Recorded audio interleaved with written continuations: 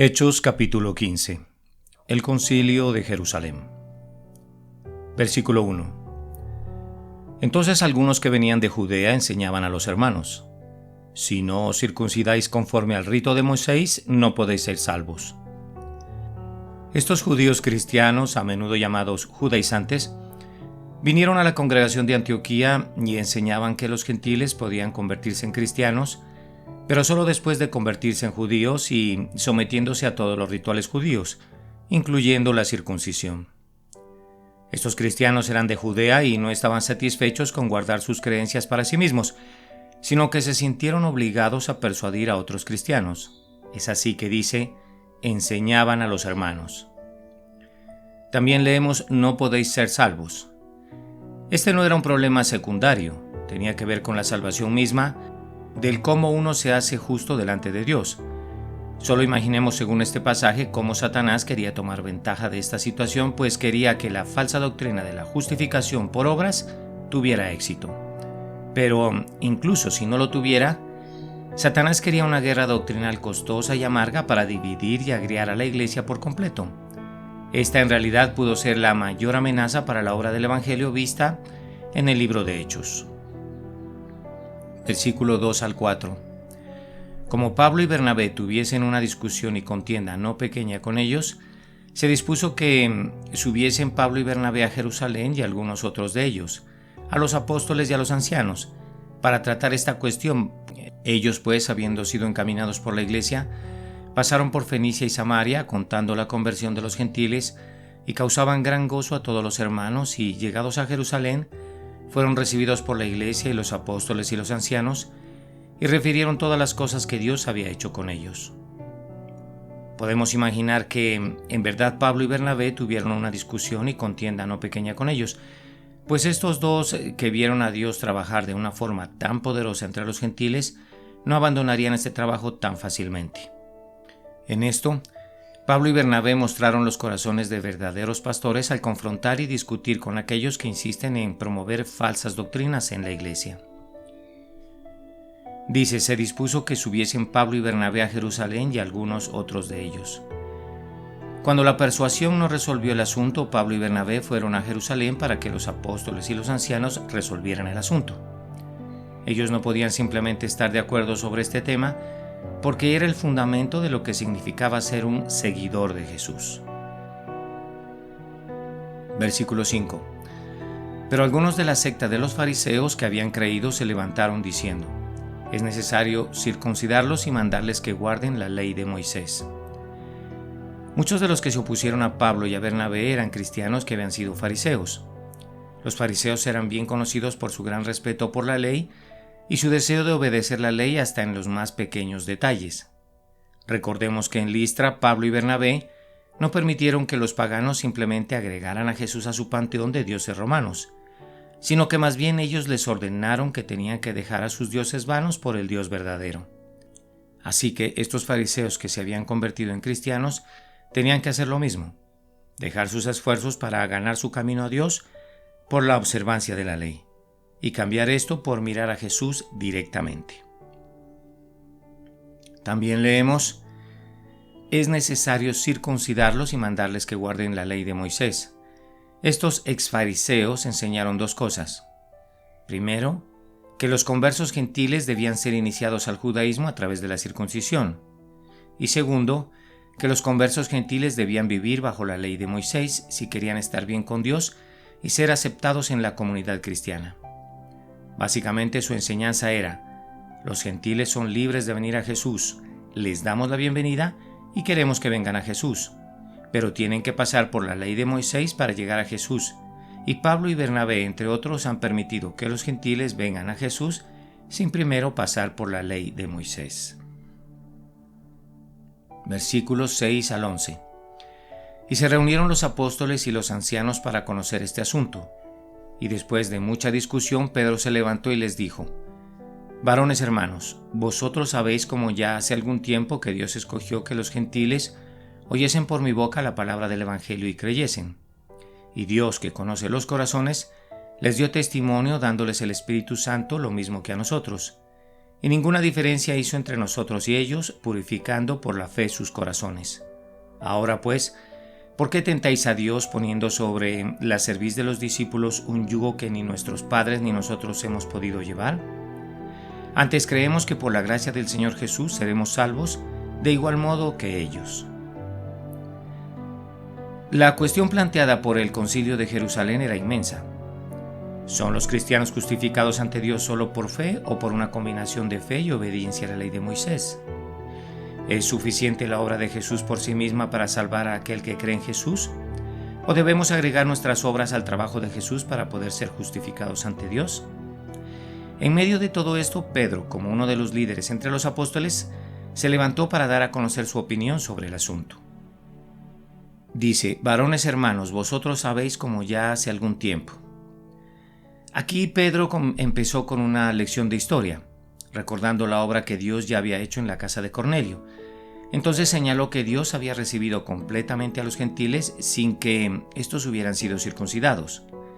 Si Dios había reconocido a estos gentiles como socios plenos en su obra, ¿por qué no debería hacerlo también la iglesia? Pues si Dios los recibió, también indudablemente debería hacerlo la iglesia. También dice: purificando por la fe sus corazones. Pedro mostró cómo es purificado el corazón, por la fe, no por la observancia de la ley. Si eran purificados por fe, entonces no había necesidad de ser purificados sometiéndose a las ceremonias que se encuentran en la ley de Moisés. Lo que nos lleva a concluir que los cristianos no solo son salvados por la fe, también son purificados por la fe. Dice: ¿por qué tentáis a Dios poniendo sobre la cerviz de los discípulos un yugo que ni nuestros padres ni nosotros hemos podido llevar? Pedro contestó sabiamente otra objeción. Uno podría preguntarse: ¿qué hay de malo en traer a los gentiles bajo la ley de Moisés? Pero aquí Pedro contestó, y tenía razón cuando observó que la ley era un yugo que ni nuestros padres ni nosotros hemos podido llevar. Esto se demuestra mediante un estudio de la historia de Israel. Estos israelitas, en el nacimiento de la nación en el monte Sinaí, violaron la ley al adorar al becerro de oro. Al final de la historia del Antiguo Testamento volvieron a violar la ley al ignorar el día de reposo y al casarse con mujeres paganas, lo que nos indica que de principio a fin Israel no pudo llevar el yugo de la ley. Dice: antes creemos que por la gracia del Señor seremos salvos de igual modo que ellos. Pedro concluyó con la observación de que es por la gracia que todos son salvos, judíos y gentiles, y no por la obediencia a la ley. Si somos justificados ante Dios por gracia, entonces no somos salvados por gracia y obediencia a la ley. Pedro también insistió que solo hay un camino a la salvación al decir: seremos salvos, nosotros los judíos, de igual modo que ellos, los gentiles, y en pocas palabras, los cristianos judíos no fueron salvados ni siquiera en parte por su obediencia a la ley, sino que fueron justificados ante Dios de la misma manera que los gentiles por la gracia del Señor Jesús. Versículo 12. Entonces toda la multitud cayó y oyeron a Bernabé y a Pablo, que contaban cuán grandes señales y maravillas había hecho Dios por medio de ellos entre los gentiles. Esto muestra que, a pesar de que había habido mucha discusión, todos estos hombres eran de corazón honorable, puesto que estaban dispuestos a escuchar y ser persuadidos si estaban equivocados. Aquí Bernabé y Pablo confirmaron el punto anterior de Pedro. Esencialmente dijeron: Dios ha aceptado a los gentiles, ¿no deberíamos hacerlo también nosotros? Versículo 13 al 21. Y cuando ellos callaron, Jacobo respondió diciendo: varones hermanos, oídme. Simón ha contado cómo Dios visitó por primera vez a los gentiles para tomar de ellos pueblo para su nombre. Y con esto concuerdan las palabras de los profetas, como está escrito: después de esto volveré y reedificaré el tabernáculo de David, que está caído, y repararé sus ruinas, y lo volveré a levantar, para que el resto de los hombres busque al Señor, y todos los gentiles sobre los cuales es invocado mi nombre, dice el Señor, que hace conocer todo esto desde tiempos antiguos. Por lo cual, yo juzgo que no se inquiete a los gentiles que se convierten a Dios, sino que se les escriba que se aparten de las contaminaciones de los ídolos, de fornicación, de ahogado y de sangre. Porque Moisés desde tiempos antiguos tiene en cada ciudad quien lo predique en las sinagogas, donde es leído cada día de reposo. Aquí tenemos más evidencia de los corazones honorables de los hombres que se habían opuesto a Pablo y Bernabé. Estos en cierta forma estaban dispuestos a ser convencidos, pues no discutieron interminablemente el problema y estuvieron dispuestos a admitir que estaban equivocados. Leemos: Jacobo respondió diciendo: varones hermanos, oídme. Este Jacobo no era el apóstol Jacobo, cuyo martirio se registra en Hechos capítulo 12. Este era el que tradicionalmente era conocido como Jacobo el Justo, el medio hermano de Jesús, el hermano de Judas y el autor del libro de Santiago. Jacobo comenzó enfatizando que Dios tenía un pueblo entre los gentiles. Esto sorprendería a la mayoría de los judíos religiosos de la época. En el pasaje que citó Jacobo en Amós capítulo 9 versículos 11 al 12, realmente dice que la salvación vendrá a los gentiles. Esto demuestra que lo que Dios hizo entre los gentiles tenía un fundamento bíblico. Dice: y todos los gentiles sobre los cuales es invocado mi nombre. Cuando Dios dijo que había gentiles sobre los cuales era invocado su nombre, Él dijo que se mantendrían gentiles. Por lo tanto, los gentiles no necesitan convertirse en judíos ni estar bajo la ley para ser justificados delante de Dios. Leemos: por lo cual yo juzgo. Este modo de expresarse insinúa que Jacobo tenía una posición de gran autoridad en la iglesia. Probablemente él era respetado como líder o como pastor principal de la iglesia de Jerusalén. También dice que no se inquiete a los gentiles que se convierten a Dios. En esencia, Jacobo dijo: déjenlos en paz. Se están convirtiendo a Dios y no debemos inquietarlos. En resumen, Jacobo decidió que Pedro, Bernabé y Pablo estaban correctos y que aquellos de la secta de los fariseos que habían creído estaban mal.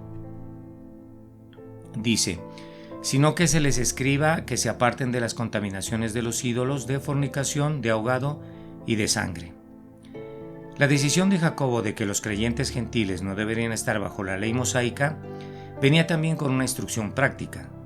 La idea era que era importante que los creyentes gentiles no actuaran de una manera que ofendieran a la comunidad judía en cada ciudad y se destruyera así el testimonio de la iglesia entre los judíos.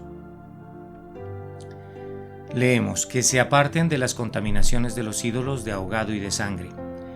Estos tres mandamientos tenían que ver con los hábitos alimenticios de los cristianos gentiles.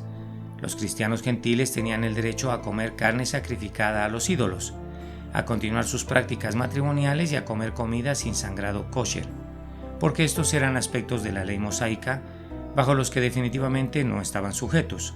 Sin embargo, fueron exhortados a ceder sus derechos en estas cosas como muestra de amor a sus hermanos judíos. Leemos: que se aparten de fornicación. Cuando Jacobo dijo que los cristianos gentiles deben apartarse de fornicación, no debemos pensar que solo se refería al sexo fuera del matrimonio, lo cual todos los cristianos, o sea, judíos y gentiles, reconocían que estaba mal. En cambio, Jacobo les dijo a estos gentiles que observaran las normas específicas del matrimonio, requeridas en Levítico 18, las cuales prohibían matrimonios entre casi todas las relaciones familiares. Esto era algo que ofendería a los judíos, pero que la mayoría de los gentiles le darían poca importancia. Versículo 22. Entonces pareció bien a los apóstoles y a los ancianos con toda la iglesia elegir de entre ellos varones y enviarlos a Antioquía con Pablo y Bernabé, a Judas, que tenía por sobrenombre Barsabás, y a Silas, varones principales entre los hermanos. El concilio de Jerusalén envió sabiamente a 2 miembros de su propia comunidad, probablemente cristianos judíos, con Pablo y Bernabé de regreso a Antioquía, a precisamente el lugar donde surgió toda la disputa. Versículo 23 a 29. Y escribir por conducto de ellos, los apóstoles y los ancianos y los hermanos, a los hermanos de entre los gentiles que están en Antioquía, en Siria y en Cilicia, salud.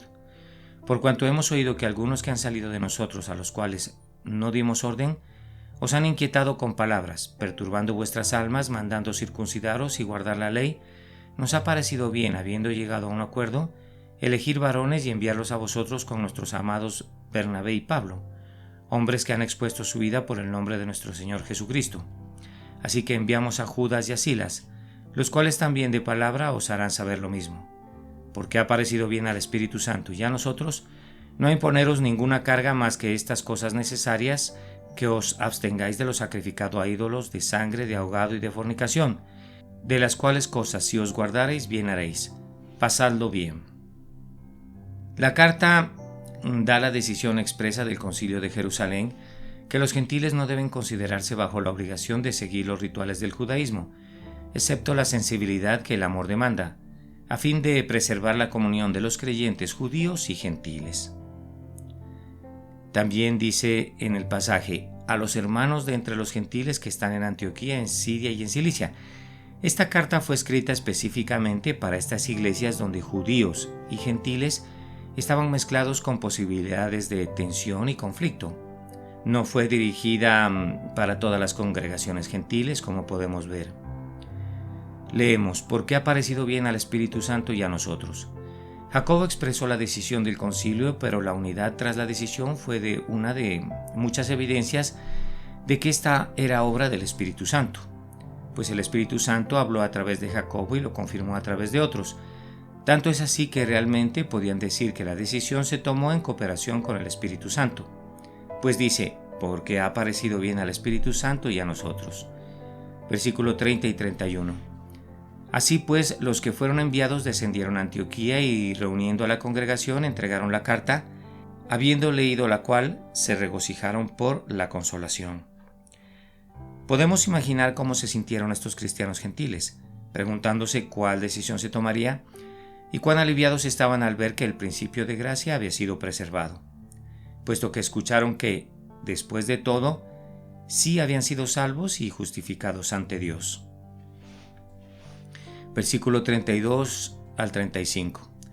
Y Judas y Silas, como ellos también eran profetas, consolaron y confirmaron a los hermanos con abundancia de palabras, y pasando algún tiempo allí fueron despedidos en paz por los hermanos para volver a aquellos que los habían enviado.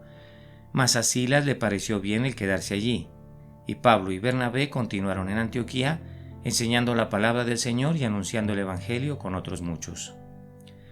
Los ciertos hombres que habían venido de Judea a Antioquía, según Hechos capítulo 15, tenían el potencial de arruinar la obra de Dios en Antioquía y más allá. Pero como afortunadamente la situación había sido manejada correctamente, los hermanos fueron fortalecidos y la palabra de Dios continuó avanzando. Versículo 36. Después de algunos días, Pablo dijo a Bernabé, volvamos a visitar a los hermanos en todas las ciudades en que hemos anunciado la palabra del Señor, para ver cómo están.